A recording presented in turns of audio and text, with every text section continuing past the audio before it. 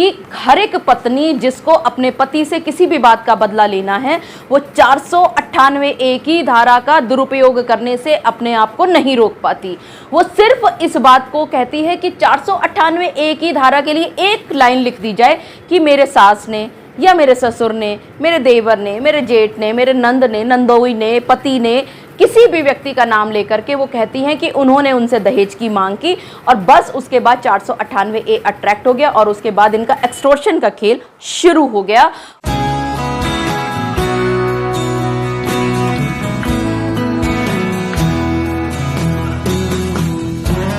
विवाह के बाद शारीरिक संबंध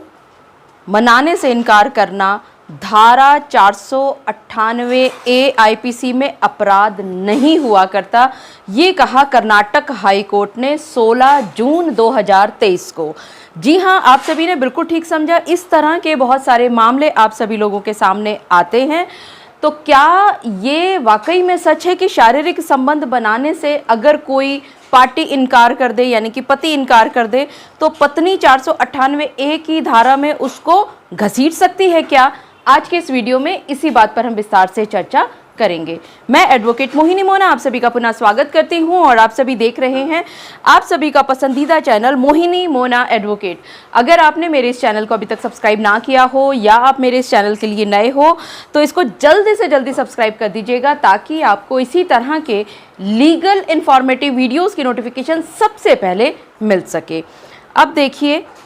मैंने जैसा आपको शुरुआत में बताया, एक पति और पत्नी के बीच में इसी तरह का मामला पहुंचता है सीधा कर्नाटक हाईकोर्ट के सामने। क्या था आखिर ये मामला, क्या हुआ इसमें, इसको विस्तार से समझते हैं। कर्नाटक हाईकोर्ट में जो पति पहुंचे हैं अपनी इस एफआईआर को क्वैश यानी रद्द कराने के लिए, वो पटिशनर नंबर 1 हैं, वो हस्बैंड हैं,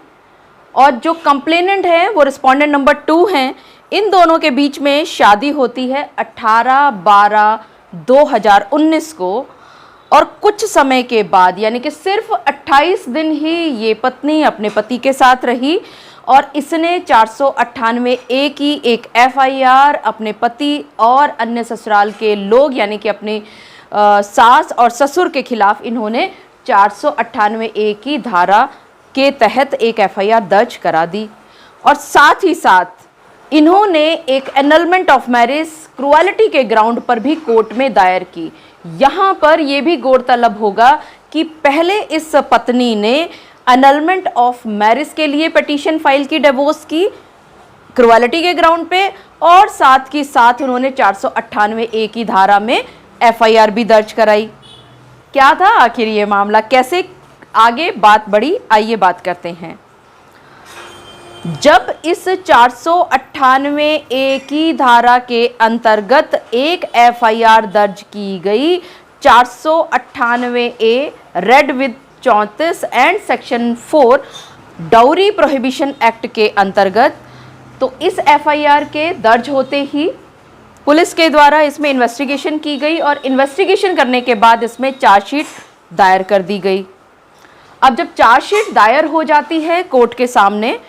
तो ये जो प्रेजेंट क्वेशिंग पिटीशन है जो कि कर्नाटक हाई कोर्ट में पेंडिंग है, ये पहुंचती है जस्टिस के सामने। लेकिन यहाँ एक बहुत ही हैरानी वाली बात है कि जब इस पिटीशनर नंबर 1 और रिस्पोंडेंट नंबर 2 की शादी होती है 18 दिसंबर 2019 को, तो शादी के फौरन बाद ये दोनों बेंगलुरु शिफ्ट कर जाते हैं और इनके माता और पिता यानी कि पिटीशनर नंबर 1 के माता पिता जो कि पिटीशनर नंबर 2 और 3 हैं और रिस्पोंडेंट नंबर 2 के फादर इन लॉ और मदर इन लॉ हैं, ये दोनों वहीं पर रह जाते हैं। मात्र 28 दिन के बाद ये पत्नी अपने मायके चली जाती हैं और मायके जाने के बाद वहाँ से ये अंडर सेक्शन 12(1)(a) HMA की धारा के अंदर प्रोसीडिंग्स को इनिशिएट कर देती हैं और साथ ही साथ कुछ समय के बाद वो 498A की धारा में एफआईआर भी लॉन्च करा देती हैं। और यहाँ पर अगर देखें कि पेरेंट्स अलग रह रहे हैं और ये पति और पत्नी अलग बेंगलुरु में रह रहे हैं, इस पेरेंट्स का इस पति और पत्नी के जो दाम्पत्य का जो जीवन है उससे कोई लेना देना नहीं है, फिर भी इस सास और ससुर को इस पत्नी के द्वारा घसीट दिया गया। अब ये जो पिटीशनर नंबर 1 है, एफआईआर को क्वैश कराने के लिए जब ये कर्नाटक हाई कोर्ट में पहुंचते हैं पति महोदय, तो ये कहते हैं कि जितने भी एलिगेशंस पत्नी ने लगाए थे वो बिल्कुल भी सही नहीं हैं, क्योंकि जो इंडिग्रेडिएंट्स हैं 498A के उससे बिल्कुल अलग ये बात कर रहे हैं, इसीलिए इस एफआईआर को क्वैश कर देना चाहिए। ये जो पत्नी हैं ये कहती हैं कि इस पति के माता और पिता यानी कि इस पत्नी के सास और ससुर ने जबरदस्ती जानबूझ करके सारी बातों को जानते हुए इन दोनों की शादी करवाई है। हस्बैंड ने शादी के बाद कभी भी फिजिकल रिलेशंस के लिए इंटरेस्ट नहीं दिखाया।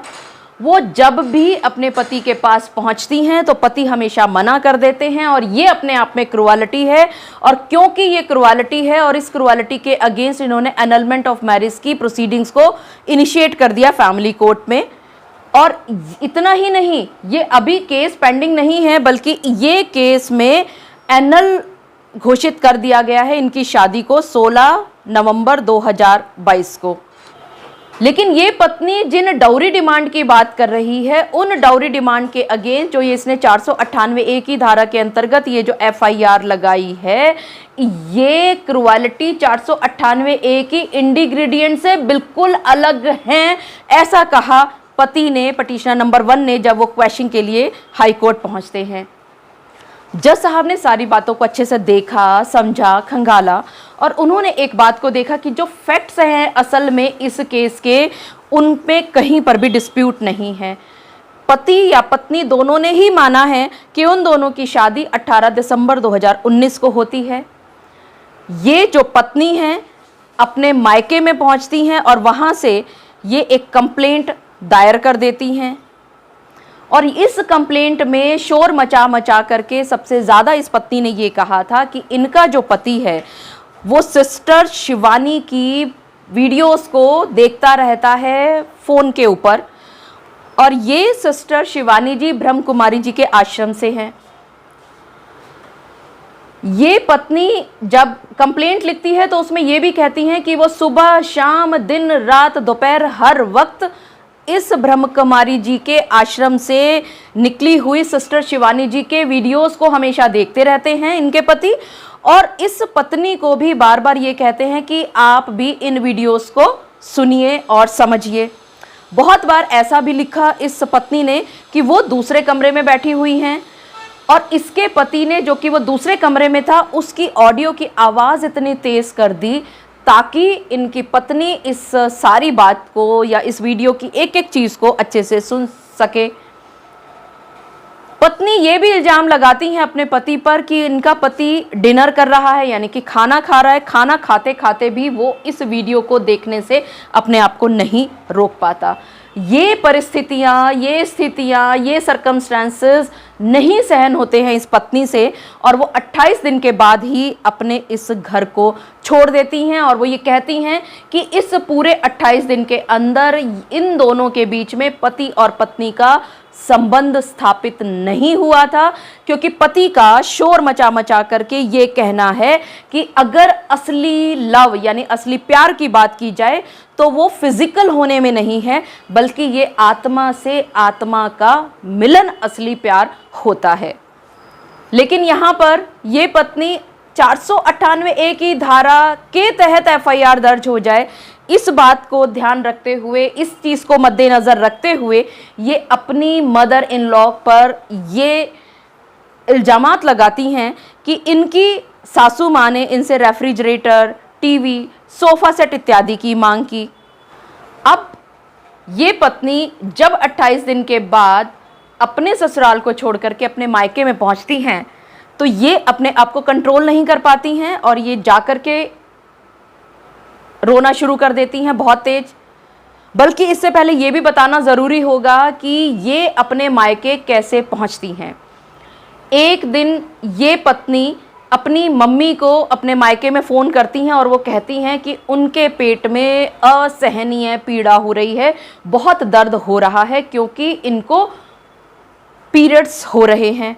इनकी मम्मी कहती हैं कि आइए आप मेरे पास आ जाइए बेटा। ये अपने घर पहुंच जाती हैं। 28 दिन ही हुए थे इन दोनों की अभी शादी के। ये जब वहां जाती हैं, इन्होंने ये सोचा था, यानी इस पत्नी ने ये सोचा था कि अपने माता पिता को वो इन बातों के बारे में नहीं बताएंगी, क्योंकि इनके माता और पिता की तबीयत ठीक नहीं रहा करती। तो इन्होंने सोचा कि वो उनको नहीं बताएंगी, लेकिन ये अपने आप को कंट्रोल नहीं कर पाती हैं और ये वहाँ पर बहुत बुरी तरह से रोना शुरू कर देती हैं। यहाँ पर ये जो पत्नी है वो ये सोचती है कि क्योंकि इनकी सासू में, ये एलिगेशंस की मैं बात कर रही हूँ, ये सच्चाई नहीं बता रही हूँ आपको, मैं बता रही हूँ कि क्या एलिगेशंस लगाए उन्होंने। ये पत्नी ये लिखती हैं कि उन्हें ऐसा लगता है कि शायद इन्होंने, जो इनकी सासू माँ की डिमांड थी रेफ्रिजरेटर, टीवी और सोफ़ा सेट लाने की, वो पूरी नहीं हुई है, इसीलिए इनका पति इनसे दूरी बना के रखा हुआ है। उधर इस जो ये पत्नी हैं, इनकी जो मम्मी है वो ये सोचती हैं कि क्योंकि इनके पति नाराज हैं इनसे, क्योंकि इनको पीरियड्स आ गए हैं, यानी कि इन्होंने कंसीव नहीं किया है, बच्चा नहीं ठहरा है, इसकी वजह से शायद इनका पति इनसे नाराज है और इसलिए इनके साथ रिलेशंस नहीं बना रहा है। तो वो कहती हैं कि कुछ समय में सारी बातें ठीक हो जाएंगी। खैर,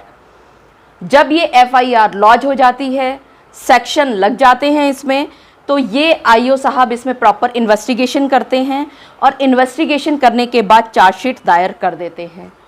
अब ये बड़ी हैरानी की बात है कि जो ये चार्जशीट दायर की जाती है IO साहब के द्वारा, उसमें जो समरी लिखी हुई है, उस समरी में भी एक ही बात पर सबसे ज़्यादा जोर लगाया हुआ है और वो है ब्रह्म कुमारी जी के आश्रम की फॉलोअर होने की बात। यानी कि ये जो पति है ये ब्रह्म कुमारी आश्रम को फॉलो करते हैं, बहन शिवानी के वीडियोस को सुनते हैं, बहुत ज़्यादा आस्था उन्होंने उसमें बना रखी है और वो इस बात पर बहुत ज़्यादा विश्वास करते हैं कि अगर प्यार सच्चा कोई है तो वो आत्मा से आत्मा का मिलन है, शरीर से शरीर का मिलन नहीं है। और यही वजह है कि उन्होंने कोई भी फिजिकल रिलेशंस अपनी पत्नी के साथ नहीं बनाए। जब इन सब बातों से परेशान होती हैं ये, और यहाँ पर एक बात और बतानी ज़रूरी होगी कि ये जो 498A की धारा के अंतर्गत FIR दर्ज की जाती है इस वाइफ के द्वारा,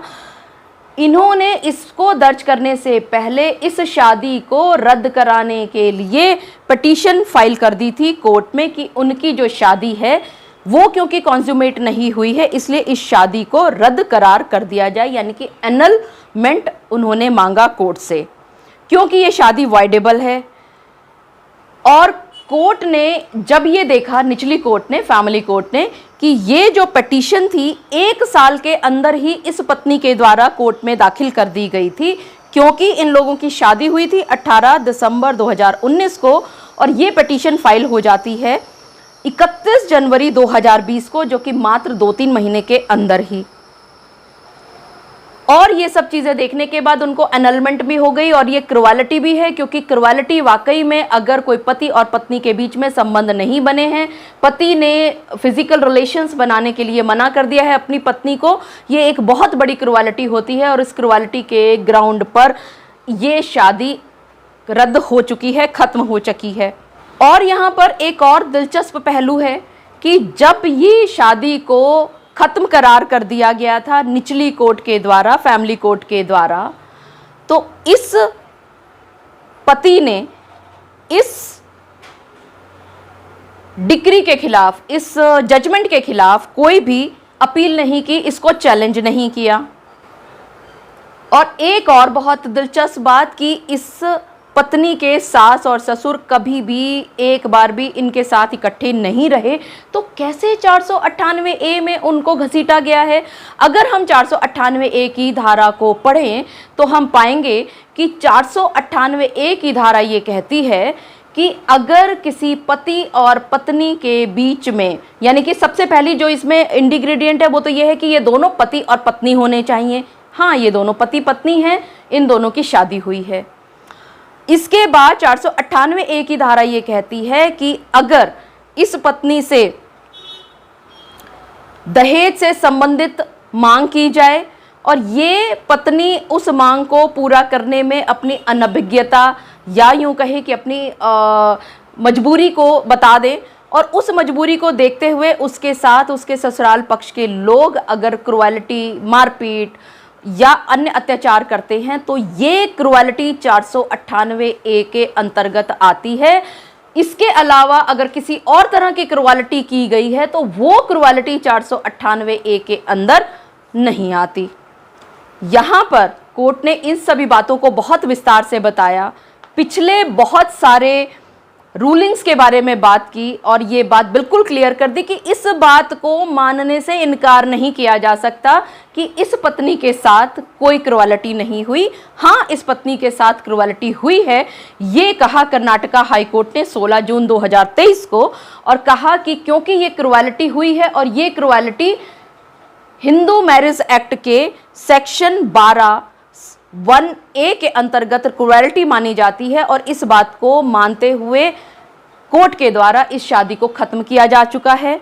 लेकिन ये क्रुएलिटी किसी भी तरह से 498 ए के इंग्रेडिएंट्स को अट्रैक्ट नहीं करती। ये क्रुएलिटी 498 ए के अंतर्गत क्रुएलिटी नहीं मानी जा सकती। और ये सब बातें कहते हुए कर्नाटक हाई कोर्ट ने 16 जून 2023 को ऑर्डर सुना दिया, इस पिटीशन को अलाउ कर दिया, और साथ में ये जो एफआईआर दर्ज की गई थी इस पत्नी के द्वारा अंडर सेक्शन 498 ए